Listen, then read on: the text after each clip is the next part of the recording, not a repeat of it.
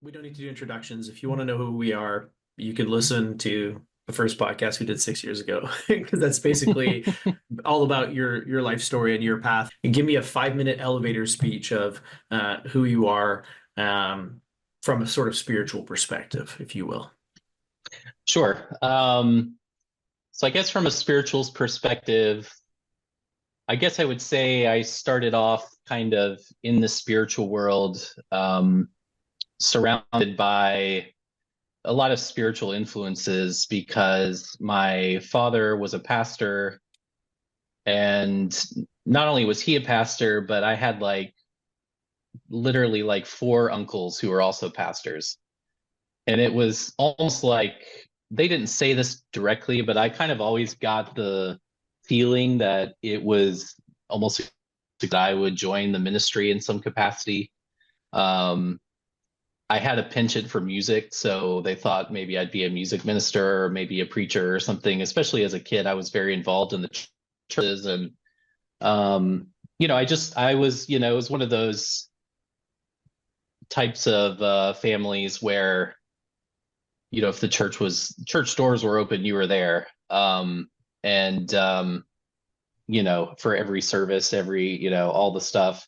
And I think it was good and bad for me to be raised in that environment for certain aspects because it really embedded a deep desire to know what was going on with the world spiritually, but it also came with it a lot of um, negative feelings around like the hypocrisy of the modern church and the hypocrisy of people, and my parents included, and kind of between what my parents preached and how they actually acted, and how they seemed to be preaching to people things that they didn't know themselves.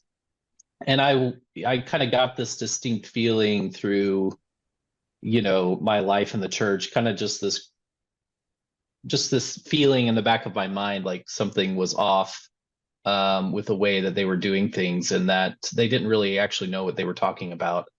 And I So it's like I grew up with kind of both this deep desire to know God and know what was going on, but also this deep um, feeling of something's wrong with this, and that kind of led me to when I grew older, kind of in my late teens to 20s, to go through a period of really deep atheism. And I kind of threw everything out and was just like, I don't really believe in this anymore. None of this makes any sense. I was kind of stuck in a very logical type view of it, and just, really didn't see the point because of all the hypocrisy and all of the, bad stuff going on. So I went through a pretty dark, like nihilistic phase for several years, and then it's like one day I decided to try psychedelics, and I really had no idea what I was getting into. I didn't have any idea that there was any spiritual aspect to psychedelics. Um, and I probably wouldn't have even done it if it hadn't been for my wife's sister-in-law had just graduated high school, and she needed a place to live for a few months. And so she lived with us and she wanted to try psychedelics. And I was like, oh, why not? I'll try it. And so I tried it, and I don't really know how to describe what happened, other than just almost like I fell into like a singularity, and I um kind of got swallowed by this black hole of like light and color. And I had, this like intense feeling of like synthesia, like all my senses started blending into each other and stuff like that. Um, and I know that's probably a relatively common thing to experience on psychedelics, but for me, having just like gone into it with having no idea what was happening, and it's almost like God like coming in and like slapping me on the back of the head and being like, "Hey, all that stuff that you learned. Here's all the answers to everything you were looking for. And I just got the feeling like, oh, this is it. This is the true religion that, I had felt as a child, but had lost and had been lost, by our civilization for so long. Um, and it just kind of woke me up. And then strange stuff kind of started happening after that. And maybe strange stuff always happens. And, I was just now noticing it. But it's like there's this idea in the Gurdjieffian work called the magnetic center. And the magnetic center is kind of this thing that it's kind of like it resides in your emotional center, but it's like a combination of your mental and emotional center. It's almost like a magnet that like draws different higher level spiritual experiences to you or something like that. So I feel like this experience in those terms, it kind of like supercharged my magnetic center. And I all of a sudden just started getting all of these things, like these different spiritual books and like these ideas that I didn't really go looking for. They just kind of fell in my lap at the right time. And so, yeah, I just kept following the path. And, one of those paths eventually led me to the Gurdjieffian work, which I dove deep into for reasons, we can get into. But yeah, that's so ever since then, I've kind of just like downloading a lot of information that to kind of help me process some of the things that I learned during those experiences. And it's been about, I think, a little over 10 years, maybe 11 years since that event. And it has been pretty much nonstop, like learning for me, for most of that time. But yeah, so now I feel like I'm like at a relatively stable point to where it's like I know I no longer feel like I have to be completely like taking in the information. It's time for it to like come back out.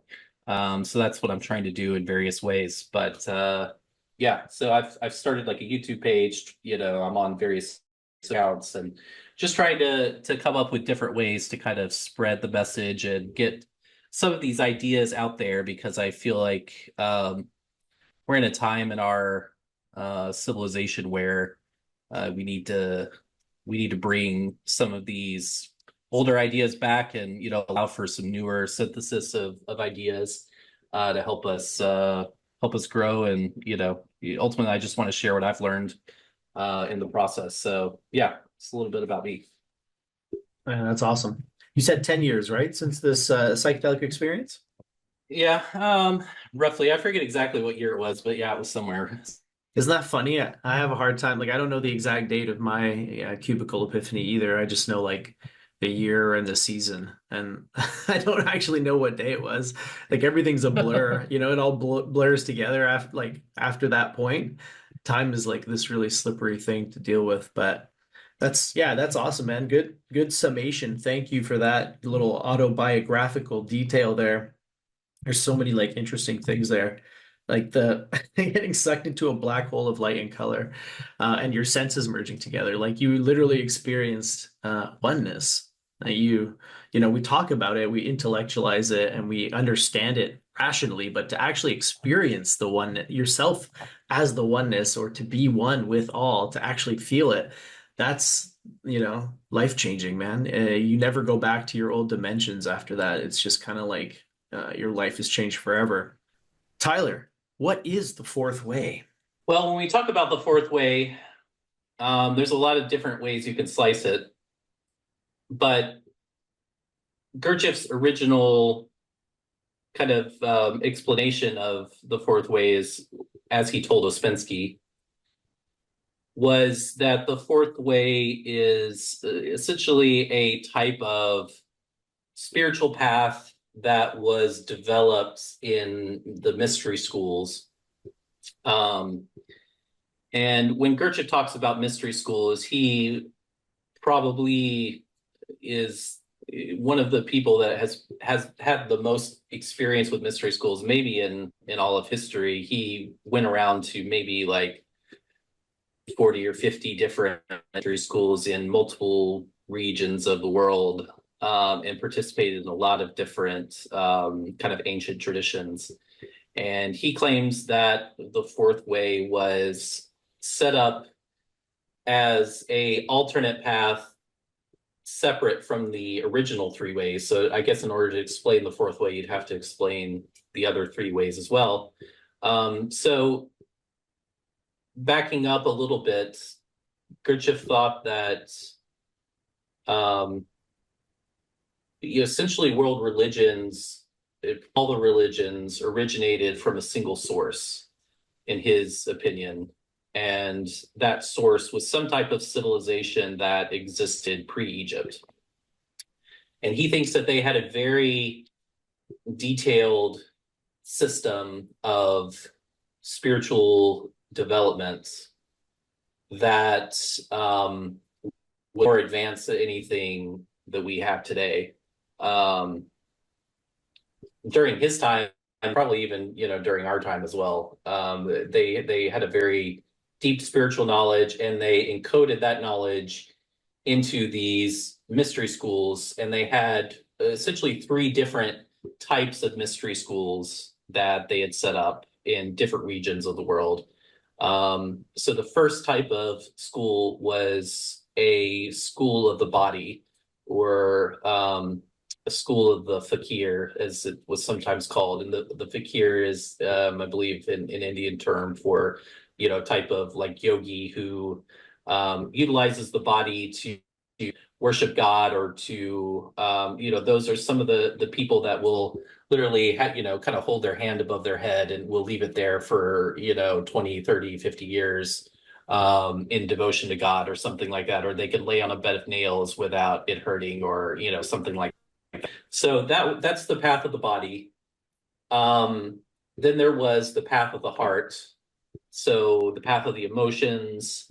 You could think a monk contemplating God, or poetry, different things like that, different ways to kind of stimulate the emotional center, and kind of raise your consciousness through the emotions. And then there was the school of the mind, or the school of the yogi, as he called it. And so obviously the school of the mind is all about kind of understanding, seeing, reducing kind of negative unconscious thoughts, things like that, raising your consciousness through the mental center. But the problem with all of these schools is that if in isolation, they can lead you to a certain level of development, but then you would basically have to start all over with another center. So they may take like some fakir who's gained a good degree of will from years of body work, but then he's got to start all over. They may take someone like that and then say, okay, you're well fitted for one of the other schools, and then they'll take them to the yogi school of the mind to learn. But the problem is they've got to start all over again, pretty much with a new center. And, that can take a long time to kind of perfect all the different centers if you're just, kind of stuck in one school. So the fourth way was really about combining the different techniques into one school. So all of Gurdjieff's techniques were trying to get you to use all of your centers simultaneously, so you could develop them together and develop them harmoniously, so that one center wouldn't get out of whack with the other centers. Because what could happen, he said, that if you get one center super advanced and then the other centers are behind, there's it can kind of crystallize in that form, and then you have to break it down and start all over again.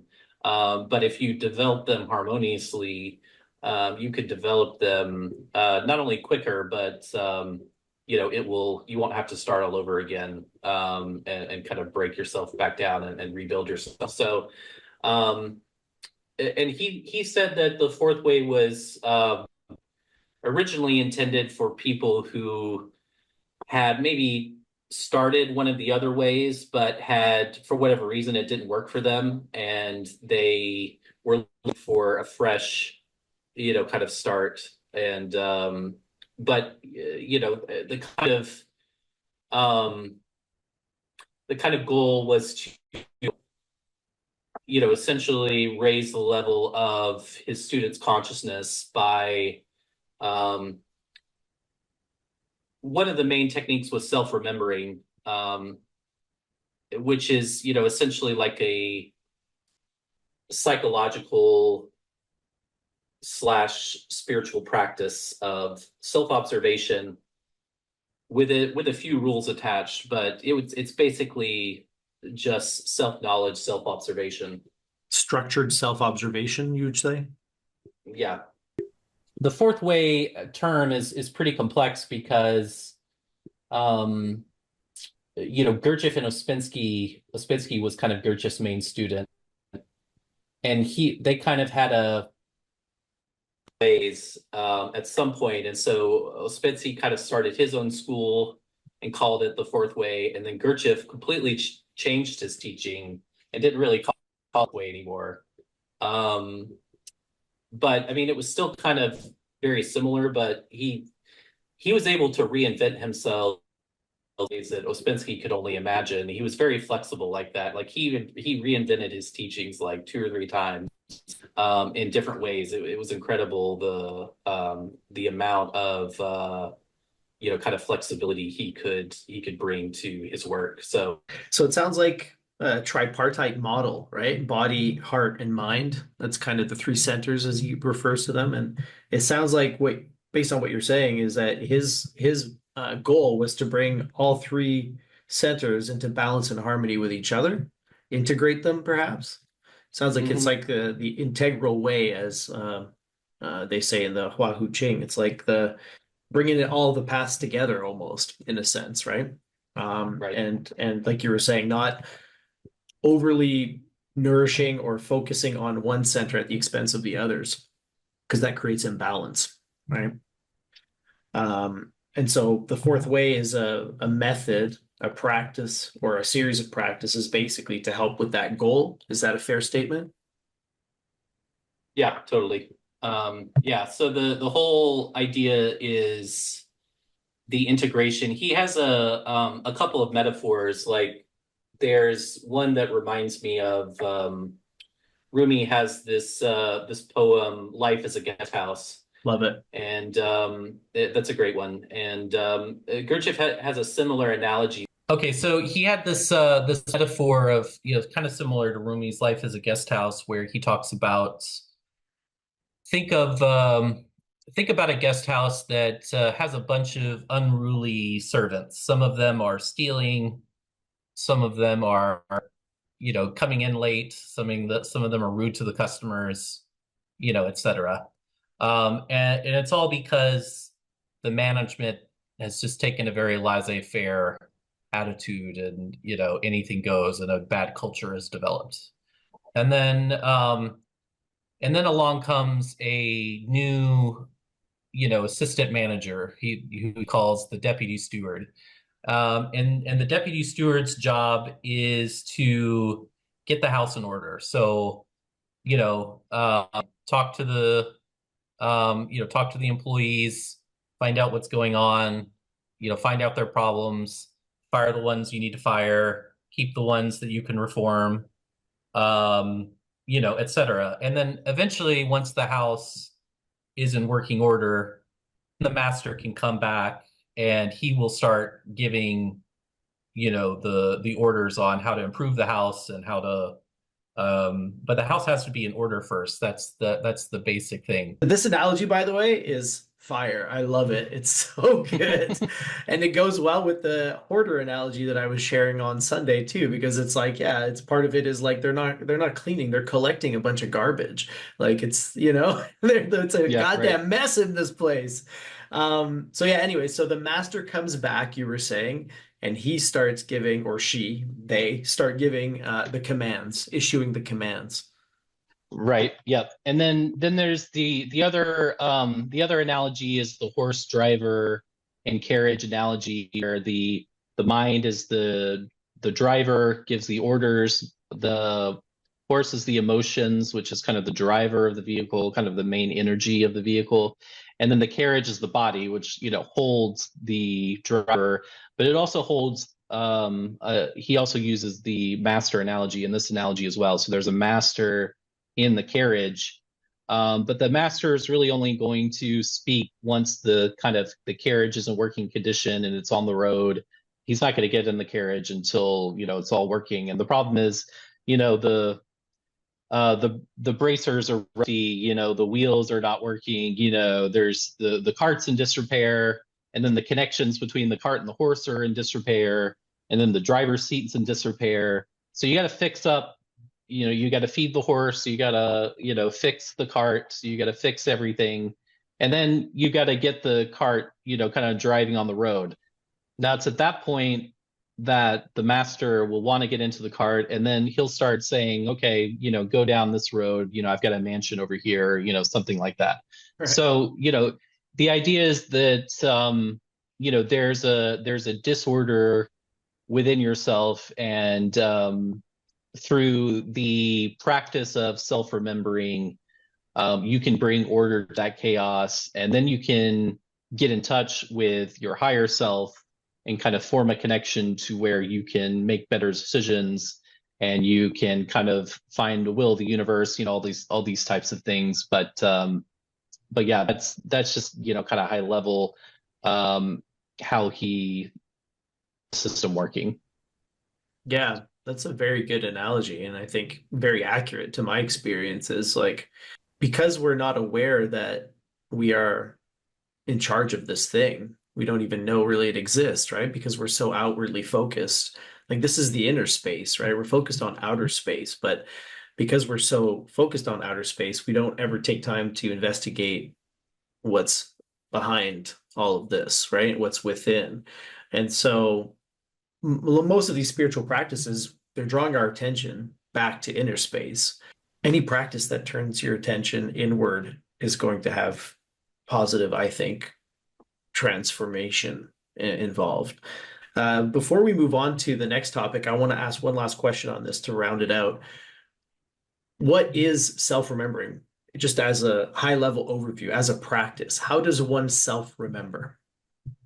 So it's somewhat between like a practice and a lifestyle, I think, at least for me, because it's, you have different techniques like meditation, for example. I'll just contrast. And meditation can be a great thing to do, but one of the downsides I would say to meditation sometimes is that it can clear your mind while you're doing it, but what happens when you go back out into the marketplace and there's chaos everywhere and all that kind of stuff? Yes. Can you get back into that meditative state in those conditions? And that's what the self-remembering is all about. Trying to change your worldview permanently, so that it doesn't matter what's happening on the outside. You control of your internal landscape, and that's one of the things that he said to jump onto something that you were saying about like the inner landscape. It's like he said something to like there's no outer freedom without the inner freedom first. So there's always this looking inward and trying to find the connection between the inside and the outside, and understanding that all of the it's somewhat stoic in a way, because he's talking about how all of the different external kind of stimuluses are completely internally under your control, and you shouldn't be projecting blame or badness onto things that happen to you, but instead kind of dig deeper within and kind of look at the root of where that's coming from. So he had, like I said, it's basically self-observation with guidance on what to look for. So essentially what you're trying to do is to look at your triggers, look at what is bothering you, what's causing you to project anger onto someone or blame, something like that. And even if you're blaming it on yourself, like you can, there's internalization of shame and different things like that that you do. So we're looking at those things, and he called them buffers. So a buffer's job is to, it's like an unconscious process in your brain when you perceive something. Let's say that you're driving down the road and someone cuts you off, and then you're like, oh yeah, F that guy. That's a buffer that's, essentially taking some energy that you should be processing in a better way, and it's blaming it on someone else, like it's their problem for making you feel that way. And so the reason that it does that is because it's trying to kind of maintain your personality, is trying to maintain some sense of balance and kind of maintain your self-preservation and all that kind of stuff, which can be good. You don't want to be upset at yourself for blaming someone, because that's not that's going in the opposite direction. But just understanding, putting a little more awareness of that negative energy, leaning into it, not repressing it, but also not giving it full kind of acknowledgement that it's correct. Does that make sense? So it's all about it, and he said that you really have to observe things for a very long time before you can even attempt to change them. Because what will happen is you'll try to make some change, and then you'll do the exact opposite thing, and then you're just in the same situation. You'll just go back and forth, back and forth. You have to find the way out through essentially understanding how the inner and the outer connect, and maintaining a degree of will through that event, whatever it is. Like the will to, you have to have a will, and you have to have an aim. So you have to be going towards some things, because you're always going towards something, but most people keep changing directions so many times that it's like they're not going anywhere. So if you can actually keep your focus and your attention and your aim and your will, if you can narrow that down into something more focused, then you can actually get somewhere. And that's the problem with in Gurdjieff's mind with humanity, is humanity said can't do. We're all asleep, we're all acting robotically, unconsciously, all that kind of stuff. And everything just happens. Everything to us, even if we think that we did something, there's a 99% chance that it just happened to us. And whether it was good or whether it was bad, whether it was lucky, it was just completely accidental because of, the different, forces moving us around, in and out. But once he said, develop like a magnetic center, and you're able to develop your will, then you can start going in a certain direction, and you can maintain that direction. And that's really what he called doing, which he said is really the only magic, because it allows you to achieve some aim, which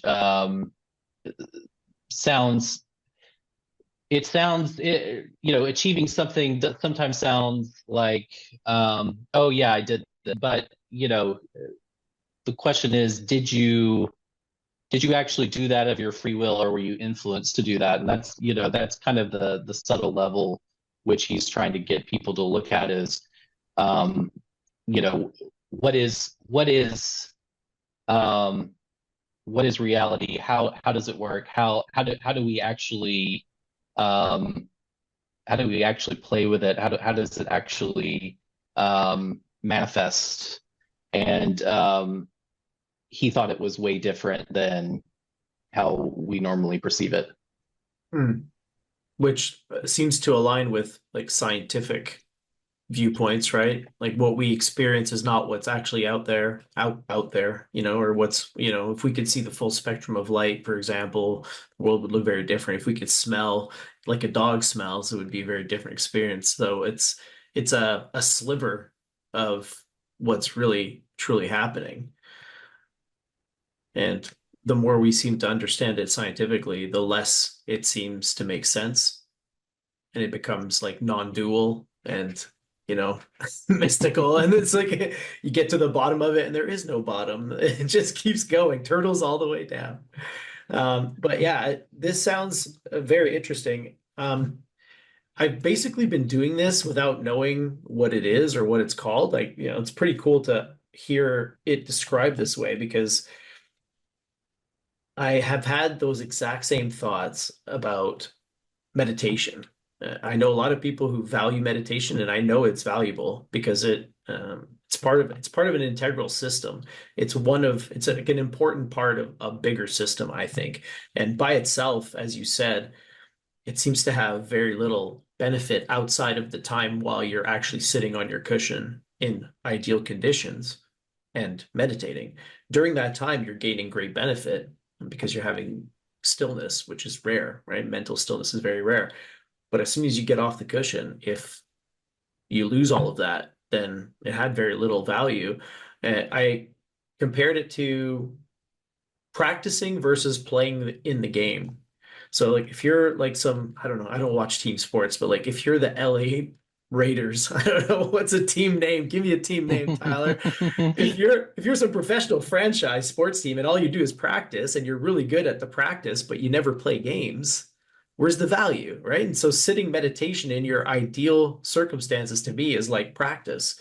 It's great. You could be awesome at practicing, but if you don't actually go out there and play the game with the same sort of intentions and level of stillness, then it was for nothing. So what you're describing, what Gurdjieff is describing, and what I try to do myself and is to constantly be aware of myself as I'm doing whatever I'm doing and to be present. If you're present, then the mind is going to be very quiet and it's only going to get involved when it's needed for whatever you're doing. Right. But as soon as you start time traveling, you're lost and you're no longer aware. And so, yeah, for me, meditation allows you to experience that present level awareness, maybe for the first time in some cases, because like it's one time where you get some mental silence and you're here now. There's nothing else. But once you've experienced that, it's like, how do you keep that going all the time or as much as possible, right? Without ever getting lost in the sauce, without ever slipping back into the sleeping state where you're not awake and you're not aware and you're on autopilot reacting instead of responding to the world. So yeah, this sounds like a really cool practice and I'm going to investigate it further. Yeah, so one of the things that he talks about is suffering and turning your suffering intentional. So, you can use a lot of, you don't have to go out there and look for suffering. You can look for the suffering that you're already experiencing and try to dig deeper into that, because that's really where the gold is. That's the dragon in the cave, so to speak. But so, utilizing suffering and then understanding that your centers are all speaking a different language and they all have their own attention. Like there are these self-remembering exercises you can do, and they get pretty wild because like some of them feel like you're juggling because you're trying to divide your attention into 3 parts. And you can notice that like you can be thinking of something, feeling something, and sensing something at the same time. And you can place your attention on all 3 of those at the same time. And it's one of the self-remembering exercises you can do. And you'll notice that each center does have, has its own separate attention that can be separated from the others, and that they also have their own particular language that they're speaking.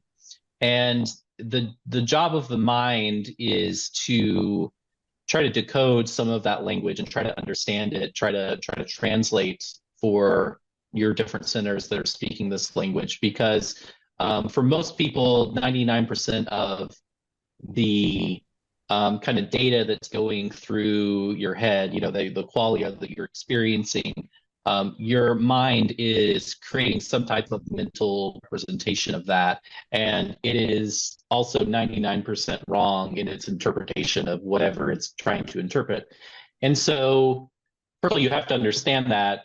And then you have to understand that you know nothing, and that but then you have to listen and learn and try to figure out what your emotions are saying and what your body is saying. And Gurdjieff was talking about this 100 years ago, and we pretty recently figured out that we've got a gut brain. It has more neurons going to the brain than the brain does to it. The same for the heart brain. The heart brain has more neurons going to the brain than it does going down. So basically what that means is that the mind, it's perceiving everything, but it has very little power to actually change anything. That's the problem that we're in. The mind is actually very weak.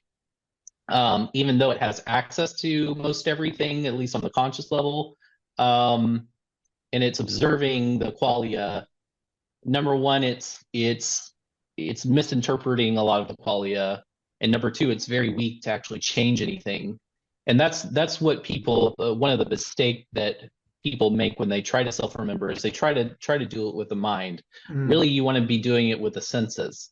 You want to find where the mind and the senses meet, because the senses are really the senses and the emotions are really grounded in the present. That's where you're grounded in the present. The mind is really in the future. The mind is a couple of milliseconds behind the sensations of the body and the sensations of the heart. All of that are really rooted in the present. The mind gets the information a split second too late, and then it's trying to work from there. It's like, it's playing catch up. It's like, they've done a lot of studies about free will, and a lot of scientists have come to the conclusion that there is no free will, because, our hearts are making the decision before our brains even know about it. And, I would argue that's because they're misaligned for most people, but I would like to see them do that experiment on someone like Gurdjieff, or something like that. But yeah, so I think that, the problem is that our emotions and our senses are in the present, our mind is in the future, and our mind is there to kind of direct the future, kind of direct the aim, direct where the mind and body should be going. But the mind ends up thinking it's the boss. It thinks it's in control of everything. And so therefore, there's very little possibility of change, because everything that happens, the mind is going around, oh, I did that. Oh, yeah, I did that. Oh, yeah, I did that. I'll take credit for that. Or, I didn't do that. Let's blame someone else, So there's this constant taking credit for / blaming others for things, and it's all just completely nonsensical. So that we have to get rid of all of that way of thinking and really see things how they truly are, and be aware of our senses, be aware of our emotions. And, again, the mind is very weak to actually change anything. So that's why it has to observe. It has to observe very, very carefully. And then it has to remind. This is what it's not trying to change. It's trying to remind the other centers that, hey, we need to be lined up. We need to be integrated. We need to be going in the same direction, because it's better for both of us if we're going in the same direction rather than you going off on your own. And you'll get what you want. We'll try to, I hear your concerns. I see what the, I don't, you don't want to say, completely repress or deny yourself. But at the same time, you have to observe what's going on.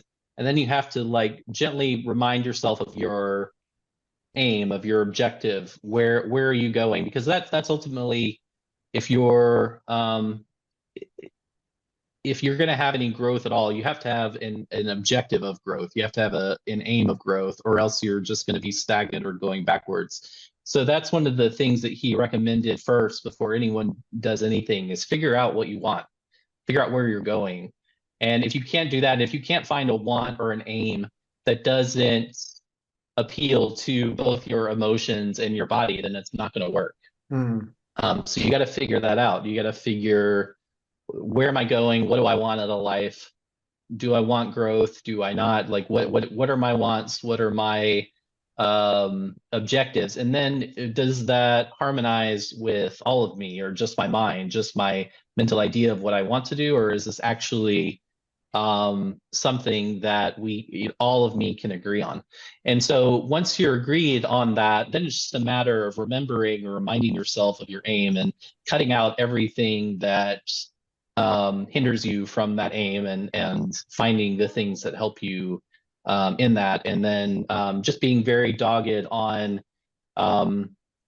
observing, and especially observing the centers in their own environment and language. So when you have a sensation, observe it and say, where did that come from? Was that an emotion, or was that just a thought labeling itself as an emotion? Because that can happen. Like, there's negative thoughts that kind of a negative thought can trigger a negative emotion, which can trigger a negative body sensation, which can trigger a negative emotion. It's just like it can play ping pong around, which triggers negative behaviors, negative responses, right? Like it's right. Yeah, it's the it sounds like the CBT triangle to some extent, where you can't really disentangle the action, the sensation, the thought, the feeling. Like they correspond to each other. And when you have one, you're bound to have the other and the other and the other. And it's like the self-reinforcing process. But what you're describing interrupts the pattern. And then it allows you to create kind of new patterns and new associations, right? Getting the house Exactly. in order, using that metaphor.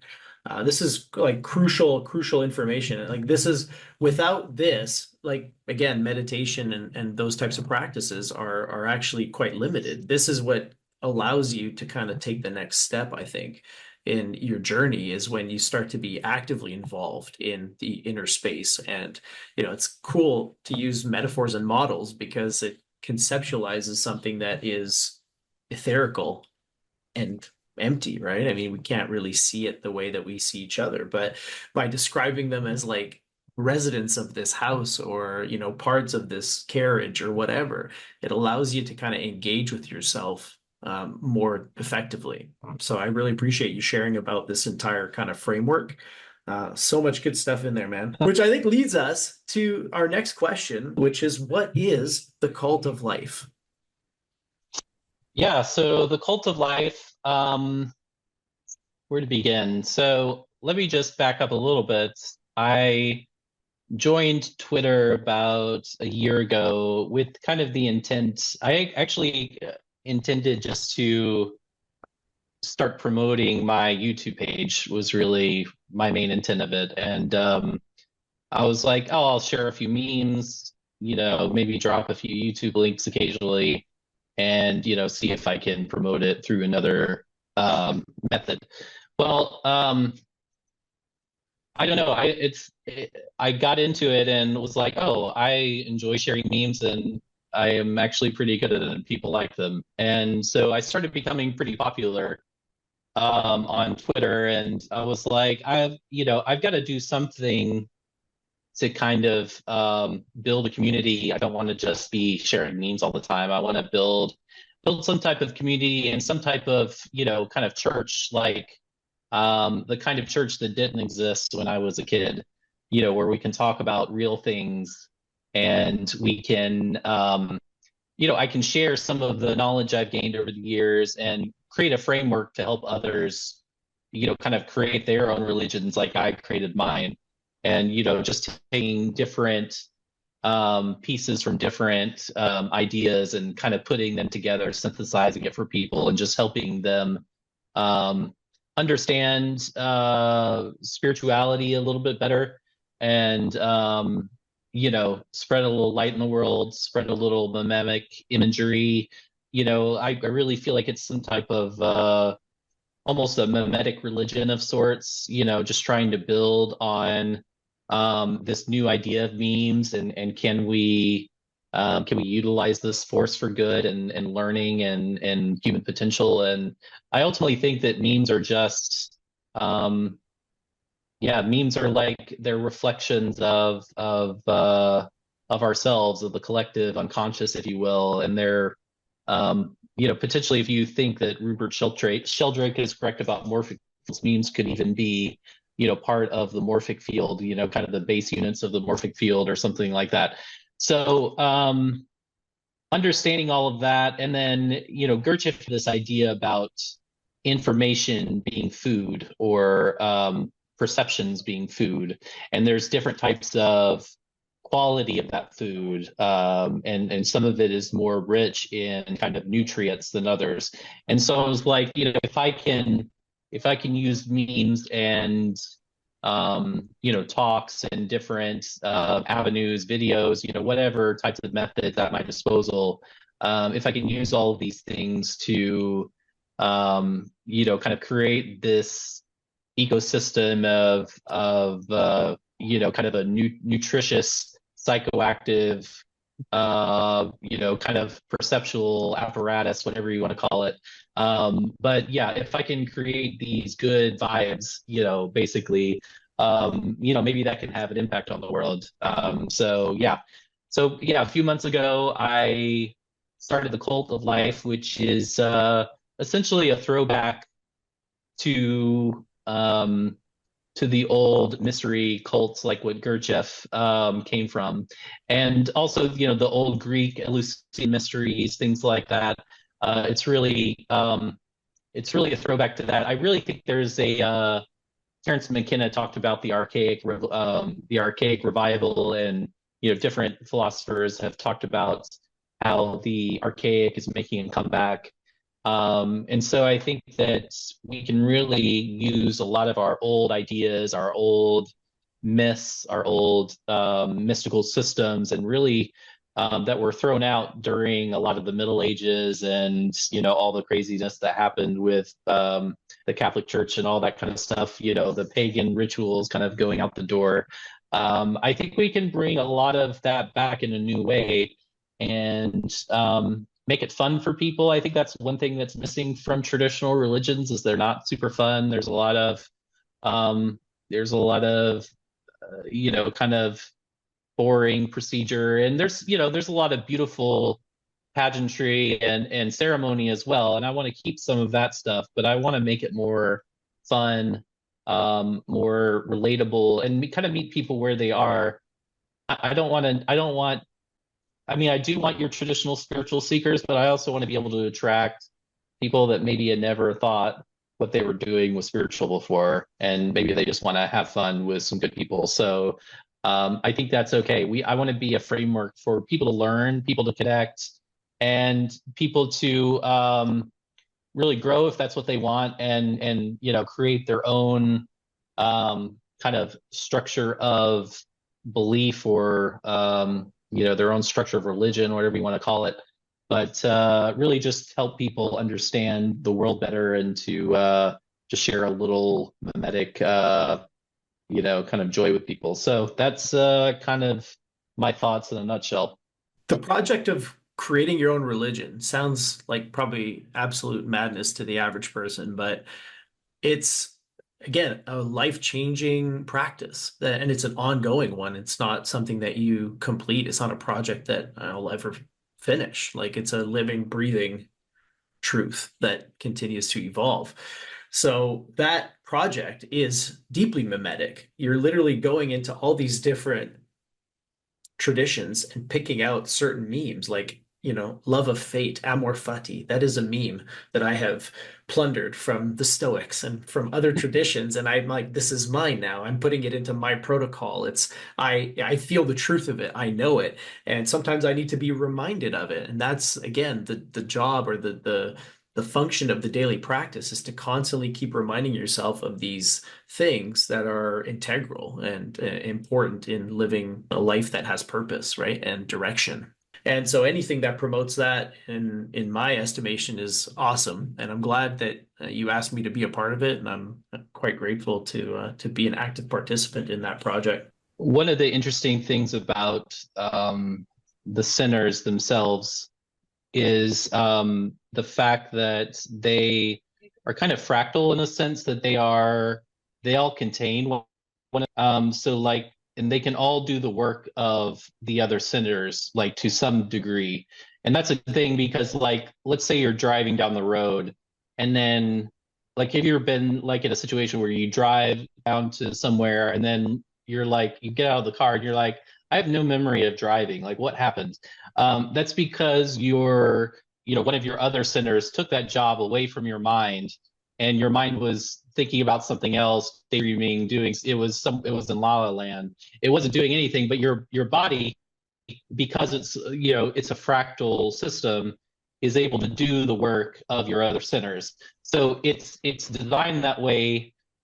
Each part contains part of the other parts. Yeah. So, and it's designed that way because, so that you can multitask, and so that you can do things in an emergency. One center can kind of react, before another center, can react, and that type of thing. But the problem with that as well is that it's that's essentially how we sleep, is because one center is doing the work that another center should be doing, because it's either lazy or it wants to do something else, and so another center is doing work that it wasn't designed to do, and it ends up doing it badly. And all the centers are going in opposite directions, and they're not working together. So that's essentially kind of the goal of self-remembering, is to get the centers to be doing their own work, and not relying on the work of the other centers.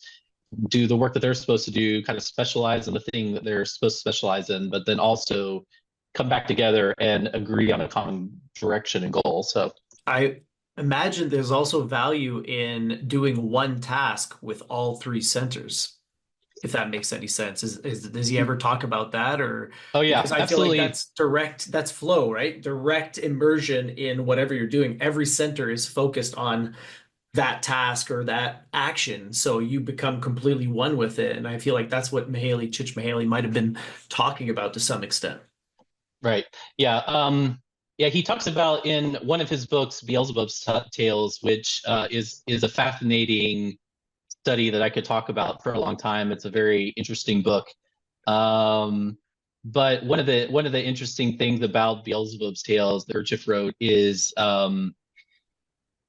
he in the beginning instructions of the book, he says that you should read this book 3 times. One for yourself, once as if you're reading it to someone else, and like once as if you're like reading it in a like a busy subway station or something like that. But essentially the goal is he wants you to read it differently with your different centers, and he wants you to read it one way with your mind, read it another way with your emotions, read it another way with your body.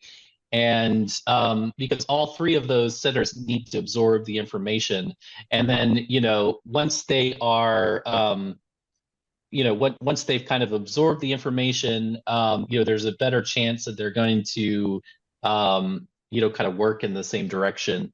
And there's different techniques about there's like active self-remembering and passive self-remembering. So like active self-remembering is like when you are really focused and using your attention to try to combine the attention of the centers. But then there's the passive self-remembering, where it's like you do a lot of work and then you try to rest together. So all of your centers are participating in rest. So they're all like relaxing at the same time. And so the point is, you want them to be doing everything together, whether it's active work or whether it's resting. You need to get them on the same page and allow them to be doing the same thing at the same time. Yeah, makes a lot of sense. Very cool. You mentioned how the cult of life can be home for people who never thought that they would be spiritual, or never thought that what they were doing was spiritual. And I think part of the issue is that there's more to spirituality than just like religion or even philosophy. And I think psychology is spiritual, especially when it's focused on not on the physical structure of the brain and the neurochemistry, but the actual sort of, I guess, subjective side of psychology, the experiential side of psychology. And what Gurdjieff is doing in this practice of self-remembering and stuff is deeply psychological. It's turning the mind like basically against itself or towards itself, and towards like its source or the other forces that are inside. And that's psychology.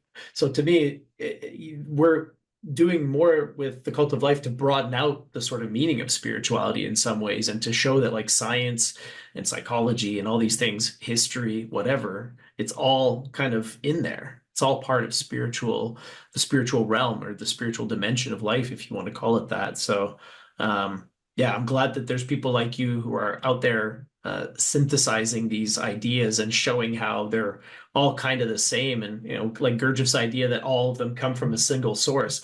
That's probably accurate. I mean, to me, it's like the Indian civilization was the first to really get it and do it, and they did it so far in advance of everybody else. It's like they were already doing it when they got conquered by the Aryan peoples that kind of, started the history of that place. So they were like doing this in prehistory, just going in the woods, looking within, and then describing their experiences. And it's like the Upanishads describe the same thing over and over again. It's wild.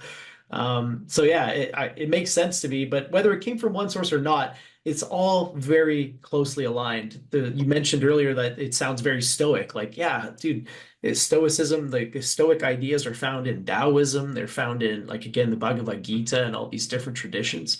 So what we're doing here is almost like mapping out this web of interconnected ideas and practices, and showing people like, this is what's here. This is how we understand it. Take what works, leave the rest, make your own, and hopefully live well and do good in the world, whatever that looks like. Yeah. It's a very complicated and mixed up and chaotic world right now. So doing good can be interpreted in many ways, but if you truly believe in your heart that you're doing good and you're leading with that, then I feel like it's going to be a better world. Yeah, for sure. Yeah, I think we need to expand the idea of what spirituality is. And to some extent, I think everything is spiritual. That's ultimately why I called it the Cult of Life, because I really wanted to get back into the idea of what is life, how do we best operate within it, and how do we accelerate life in general. And I think that life is so important to because life essentially denies the second law of thermodynamics. I mean, life is the force that is creating order out of entropy. And I think that's extremely important that we understand it to the extent that we can, and that we really, because Gurdjieff thought that we were all transformation factories for energies, and that we were producing these energies that were good for the rest of the universe, and we have to do that within ourselves so that we can share that with humanity. And I think that we need to, like I said, broaden the idea of what is spiritual. Like he used to chide some of the students that like that brigands were some brigands could be more spiritually advanced than they were, and a brigand, meaning like someone who is sitting on the side of the road ready to rob you with a gun, and they're how is that person more spiritual than one of Gurdjieff's students? Well, they're sitting out there, they have a firm aim, they know what they want, they're willing to withstand the bugs and the heat and all the stuff just to fulfill whatever will they have. That is ultimately, I mean, I'm not saying that's the highest level of spirituality, but that's a degree of spirituality that even many supposedly spiritual seekers never come to, because they never develop their will. So like spirituality is more than just going to church or doing some type of spiritual practice. Spirituality is really everything in life, and how do you interact with life, and how does it interact with you, and are you being manipulated by your programming, or are you out there kind of creating your own destiny? Yeah. Wow, well said. There's the outer material dimension of reality, and then there's the inner spiritual dimension of reality. But then I think the outer dimension is inside the inner dimension, and the inner dimension is inside the outer dimension. And it's basically inside and outside meet somewhere, if you believe that, then yes, everything is spiritual. Even the so-called outer world is spiritual, and science is spiritual, and physics is spiritual. It all kind of boils down to it. But yeah, anyways, great chatting with you, dude. It's been a slice. We'll do it again, not in 6 years, sooner than that.